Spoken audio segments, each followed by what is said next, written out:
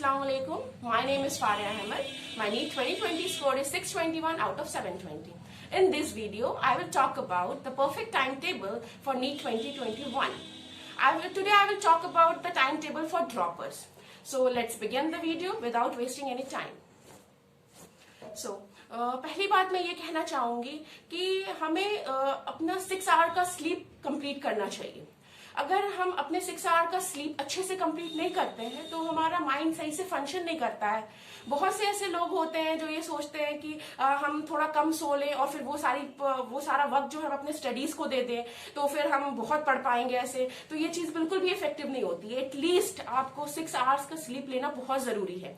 6 घंटे आप सो लो, उसके बाद आप आपका माइंड बहुत फ्रेश रहेगा तो आप अच्छे से अपना वक्त जो है आप अपने पढ़ाई को दे सकते हो। तो मैं ये कहूंगी फॉर ड्रॉपर्स में आज आपको टाइम टेबल बताने वाली हूँ। अगर आपको अच्छा लगे तो इसे फॉलो करना। So let's start. मैं ये कहूंगी अगर आप रात को 12 बजे सो रहे हो तो अर्ली मॉर्निंग उठो। आप अर्ली मॉर्निंग उठना बहुत ज्यादा सही होता है फॉर नीट एस्पायरेंट्स। किसी भी पढ़ाई के लिए आपको अर्ली मॉर्निंग उठना बहुत सही होता है। तो अगर आप 12 बजे सो रहे हो तो आप 6 बजे सुबह उठ जाओ। 6 बजे सुबह उठने के बाद 1 आवर आप अपना फ्रेशन अप हो जाओ, सारी चीजें कर लो। उसके बाद आप 7 o'clock से आप अपनी पढ़ाई शुरू करो। तो एक चीज हमें हमेशा ध्यान रखनी होती है कि 3 सब्जेक्ट हमें पढ़ने होते हैं, physics, chemistry and biology. Her day आप तीनों को टाइम दो। ऐसा नहीं कि हम किसी एक सब्जेक्ट को 3-4 दिन तक पढ़ रहे हैं। ऐसे क्या होता है कि हमारी चीजें जो होती हैं वो बहुत डिसबैलेंस हो जाती हैं। हम एक सब्जेक्ट पे ज्यादा ध्यान देते हैं, दूसरे पे कम हो जाता है। पर नहीं, हमें सारे सब्जेक्ट्स पे अपना इक्वल फोकस रखना चाहिए और हमें अपना टाइम भी उस हिसाब से देना चाहिए। सो मैं ये कहूंगी आप 7 o'clock से, सुबह का टाइम बायोलॉजी के लिए बहुत सही होता है, तो आप 7 to 10 o'clock तक ये 3 आवर्स आप अपना बायो के लिए रखो। और हाँ, मैं एक चीज पहले बहुत सजेस्ट करना चाहूंगी आप लोगों को। बायो के लिए आप लोग सिर्फ अपने एनसीईआरटी पे ध्यान रखो। एनसीईआरटी की एक एक लाइन बहुत इंपॉर्टेंट है। आप अपने सिर्फ एनसीईआरटी पे अपना पूरा फोकस रखो। तो 7 to 10 का ये जो स्लॉट है आप अपने बायोलॉजी के लिए रखो। इसमें अगर आप जैसे आपने अभी बिल्कुल बायो नहीं पढ़ी है, आपको शुरू करना है, तो आप अपना वो रखो कि आपको एक चैप्टर कंप्लीट करना है विद उसके पास्ट ईयर के क्वेश्चन के साथ। ठीक है। और आपकी अगर बायो अच्छी पढ़ रखी है, देखो टोटल हमें 38 चैप्टर्स पढ़ने हैं, तो देख लो आपकी कितनी कैपेबिलिटी है इन 3 आवर्स में। आप 1 चैप्टर को 1 आवर में कंप्लीट कर पा रहे हो या नहीं, या फिर 1 चैप्टर को आप नए हो, या फिर अभी आपको पढ़ना है, या फिर आपका फर्स्ट टाइम ड्रॉप है, तो आपको 2 आवर्स भी लग सकते हैं। तो आप उस हिसाब से अपना टाइम दो और 1 आवर क्वेश्चन प्रैक्टिस का आपको जरूर देना है। 2 hour for your study and 1 hour for your question practice. तो ये एक स्लॉट हो गया फॉर बायोलॉजी।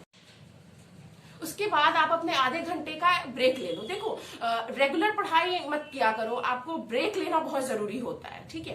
और हाँ, एक और चीज है, जैसे आप एक चैप्टर पढ़ रहे हो और आपको 1 घंटे लग गए पढ़ते पढ़ते, उसके बाद भी 10 मिनट का आप ब्रेक लिया करो। ऐसे क्या होगा, थोड़ा माइंड रिलैक्स हो जाएगा आपका। और हाँ, एक चीज और है, अगर आप जब भी रिलैक्स ले रहे हो, आप 10 मिनट्स का रिलैक्स ले रहे हो या फिर हाफ एन आवर का रिलैक्स ले रहे हो, तो हमेशा वही चीजें किया करो जो आपको दोबारा पढ़ने के वक्त आपके माइंड को डिस्टर्ब ना करे। इस चीज का हमेशा ध्यान रखना। जैसे गेमिंग्स होते हैं, इन सब चीजों को अवॉइड करो टिल योर एग्जाम। क्योंकि अगर आप ये चीजें अब अपने रिलैक्स टाइम में ये करोगे तो आप पढ़ने जाओगे तो आपके दिमाग में वही सारी चीजें चलेंगी। तो आप इन सब चीजों को अवॉइड करो। तो 7 to 10 का हमारा बायो का हो गया। और फिर 10 to 10:30 आप अपना रिलैक्स कर लो, take your breakfast and all the thing. उसके बाद 10:30 से 1 o'clock तक ये जो स्लॉट बी है, इसमें आप अपना केमिस्ट्री के नोट्स जो भी है, जैसे हाँ, केमिस्ट्री में हमें 3 पार्ट्स पढ़ने हैं, 3 पार्ट से पढ़नी है केमिस्ट्री। फिजिकल पढ़नी है, ऑर्गेनिक पढ़नी है, इनऑर्गेनिक पढ़नी है। तो हमें क्या करना है, आप ऐसे कर लो, पहले 2 दिन फिजिकल पढ़ो, फिर 2 दिन ऑर्गेनिक, फिर 2 दिन इनऑर्गेनिक। तो 10:30 से 1 बजे तक का जो स्लॉट है, आपको जो भी सब्जेक्ट पढ़ना है पहले आप वो पढ़ लो। उसका सिर्फ नोट्स पढ़ो, उस वक्त क्वेश्चन प्रैक्टिस का टाइम मत वो रखो। ठीक है। उसके बाद आप 1 से 2:30 बजे तक का आप अपना ब्रेक लो। उसमें आपको खाना खाना होता है, नमाजें पढ़नी होती है, और फिर आपको फ्रेशन अप भी होना पड़ता है, नहाना वाना होता है, तो आप वो सब कर लो। फिर आप अपना 2:30 बजे से पढ़ने बैठो। 2:30 से जो 4:30 5 का स्लॉट है, 2:30 से 5, इसमें आप केमिस्ट्री के उस चैप्टर के क्वेश्चन प्रैक्टिस करोगे, पास्ट ईयर लगाओगे, या फिर जो भी अपने मॉड्यूल के क्वेश्चन है वो आप करोगे। वो आप इफेक्टिवली कर लिया आपने तो 5 बजे तक का हो गया। फिर 5 से 6 का आपका ब्रेक टाइम, इसमें आप अपना जो भी करना है आप कर लो, फ्रेश हो जाओ और रिलैक्स करो। उसके बाद 6 बजे से 9 बजे तक 6 to 8, 6 से 8 2 घंटे आप अपने फिजिक्स को दो फॉर नोट्स, ठीक है, नोट्स फॉर नोट्स आप अपने 2 घंटे दो फिजिक्स को। और वो देने के बाद 8 to 10 आप उस पर्टिकुलर चैप्टर या पर्टिकुलर टॉपिक जो आपने फिजिक्स का पढ़ा है उसके क्वेश्चन प्रैक्टिस करने में दो। बहुत इंपॉर्टेंट है, सिर्फ थ्योरी पढ़ने से कुछ नहीं होता है, हमें अपने क्वेश्चन प्रैक्टिस में भी बहुत ध्यान देना चाहिए। That is the most important thing. तो आपका 10 o'clock तक हो गया, 10 to 11 आप अपना फ्रेश हो, खाना खाओ, जो करना आप करो। उसके बाद से फिर एटलीस्ट 11:30 तक बेड पे चले जाया करो, क्योंकि आधा घंटा हमें थोड़ा टाइम भी लगता है सोने में, ठीक है। तो आप अपना आराम से जाओ बेड पे, फिर सुबह 6 o'clock पे उठ जाओ।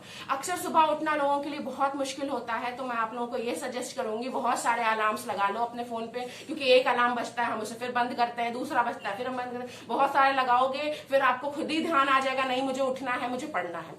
और बहुत इंपॉर्टेंट बात ये है कि अगर आप सच में अपने दिमाग में ये सोच लोगे कि नहीं नीट 2021 बहुत करीब है और इस साल मुझे अपना एग्जाम क्लियर करना है, मुझे मेडिकल कॉलेज तक पहुंचना है और मुझे डॉक्टर बनना है, तो आप डेफिनेटली उठ जाओगे। तो अपने अंदर एक जुनून पैदा करो, वक्त बहुत कम रह गया है, अभी से पढ़ना शुरू करोगे तो बहुत अच्छा स्कोर कर पाओगे। 2-3 महीना अपना वेस्ट कर दोगे तो उसके बाद क्या होगा, फिर आप नई स्ट्रैटेजी को देखोगे, फिर सोचोगे क्या पढ़ूं क्या नहीं पढ़ूं, ऐसे चीजें सही नहीं होती हैं। सो रेगुलर होना बहुत जरूरी है, टाइम टेबल को फॉलो करना बहुत ज्यादा जरूरी है। टाइम टेबल फॉलो करोगे, रेगुलर रहोगे तो फिर बहुत अच्छा स्कोर कर सकते हो। और एक बहुत इंपॉर्टेंट चीज, टेस्ट मत छोड़ना। टेस्ट में क्या होता है, स्कोर चाहे जो भी हो, टेस्ट को मत छोड़ना, कंटिन्यू विद योर प्रैक्टिस और give more and more test. ऐसे टेस्ट दोगे तो आपका कॉन्फिडेंस बूस्ट अप होगा कि नहीं ये पर्टिकुलर सेक्शन में पढ़ रहा हूँ या पढ़ रही हूँ तो ये मैं इसके क्वेश्चंस कर पा रही हूँ, अब क्या कर पा रहा हूँ अपने क्वेश्चन पेपर में। That is the most important thing,